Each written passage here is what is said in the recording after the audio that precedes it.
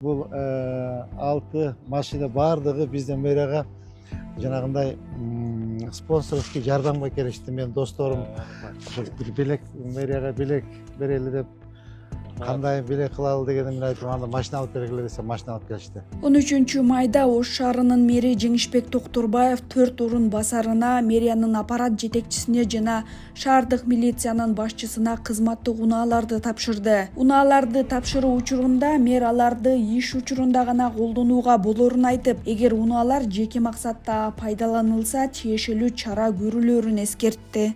Сизди гана жумушка ташыйт. Сизди жумушка алып барат, жумушка алып келет. Эч качан үй бүлөңүздү ташыбаш керек. Жеке менчик машина эмес.